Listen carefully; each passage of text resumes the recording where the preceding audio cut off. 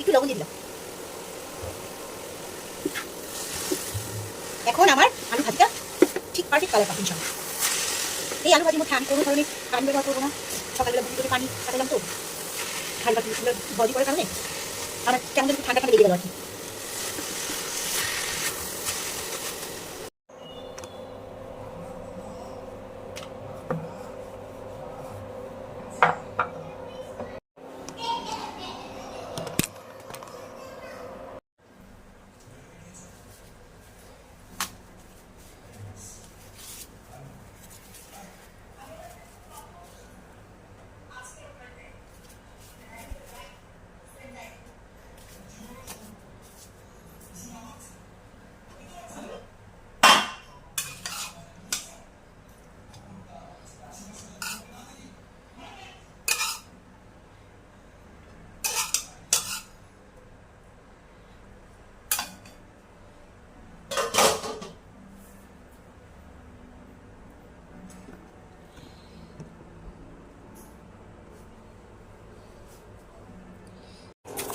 আমি আজকে মাসকলাই ডাল রান্না করবো। ডালটা খুব খুব পছন্দ আমার। আগে মাসকলাই ডালটাকে আমি একটু ভেজে নিচ্ছি। এটাকে অনেক জায়গায় অনেকখানে থাকে, কিন্তু আমাদের এখানে এটাকে মাসকলাই ডাল বলে এটা পরিচিত আছে। আসসালামু আলাইকুম, আমি শখের রান্নাঘর থেকে নাসরিন বলছি। আপনারা কেমন আছেন? আলহামদুলিল্লাহ ভালো আছি। আজকে রান্নাটা সকাল থেকে শুরু করলাম আপনাদের সঙ্গে। একদম সকালে নাস্তা থেকে শুরু করেছি।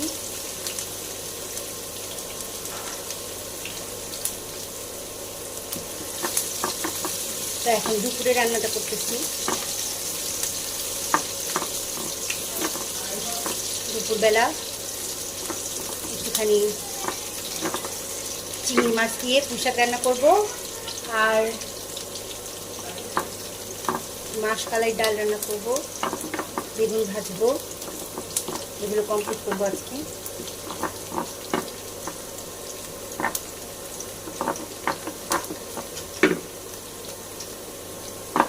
পেঁয়াজ আমার ভাজা ভাজা হয়ে গেছে।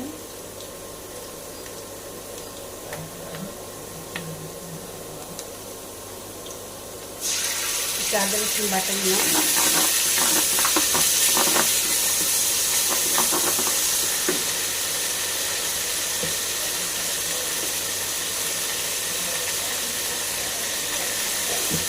হলুদ দিলাম,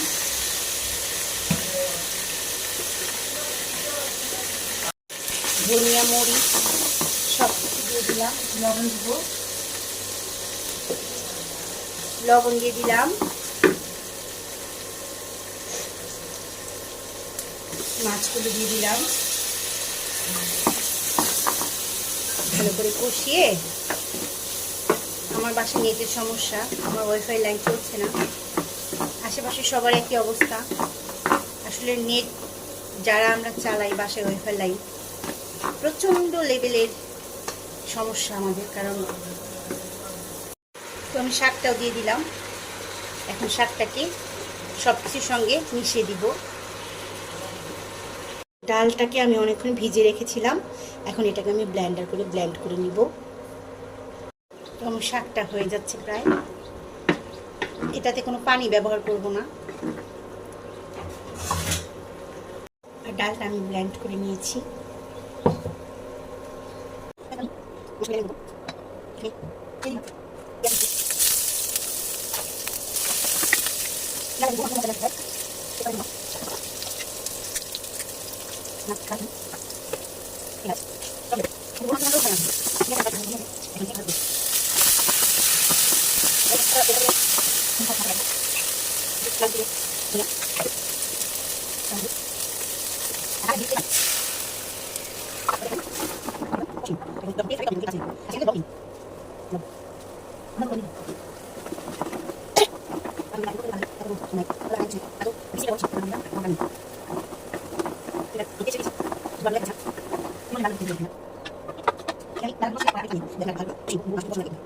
তো আমি কষানো হয়ে গেছে, পানি দিয়ে দিয়েছি। কিন্তু একটা ভুল হয়ে গেছে, সেটা হচ্ছে আমি চিংড়ি মাছ দিতে ভুলে গেছি। চিংড়ি মাছ দিতে ভুলে গিয়েছিলাম।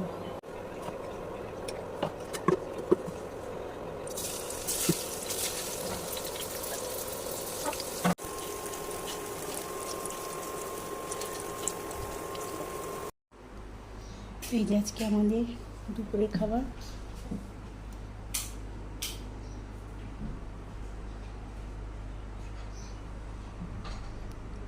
মাসকলার ডাল, চিংড়ি মাছ দিয়ে বেগুন ভাজা। সবাই ভালো থাকবেন, সুস্থ থাকবেন। আল্লাহ হাফিজ, আসসালামু আলাইকুম।